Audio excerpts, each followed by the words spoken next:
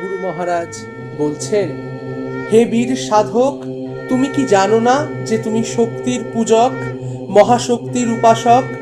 তোমার সেই শক্তির সাধনা কোথায়? একবার ধীর স্থির হইয়া চিন্তা করো তোমার উপাস্য দেবদেবীর মহাবীরত্ব ব্যঞ্জক লীলাভিনয়। শিবের হাতে ত্রিশূল, তাহা দেখিয়া তুমি কি চিন্তা করিবে? শ্রীকৃষ্ণের হাতে সুদর্শন, তাহা দেখিয়া তুমি কি ভাবনা ভাবিবে?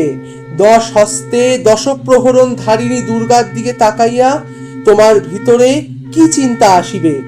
এই মহাশক্তির সাধনা করিয়া কি মানুষ দুর্বল হয় না সবল হয়? সাধক, একবার বিশেষভাবে এই সমস্ত কথা চিন্তা করো। তারপর তুমি ভাবিয়া ও বুঝিয়া দেখো যে তোমার শক্তির পূজা ও সাধনা ঠিক ঠিক হইতেছে কিনা। যদি না হইয়া থাকে, তবে ঠিক করো যে এখন হইতে কিভাবে তুমি তোমার আরাধ্য দেবতার পূজা উপাসনা করিবে। সংঘ সন্তানগণ, প্রাণে প্রাণে স্বর্ণাক্ষরে অঙ্কিত করিয়া রাখো যে সব রকম আরাম বিরাম সুযোগ সুবিধা লইয়া সাধকের সাধনা কখনো চলে না। সব সময় সব রকম বিপদের সম্মুখীন হইয়াই বীর সাধককে চলিতে হয়।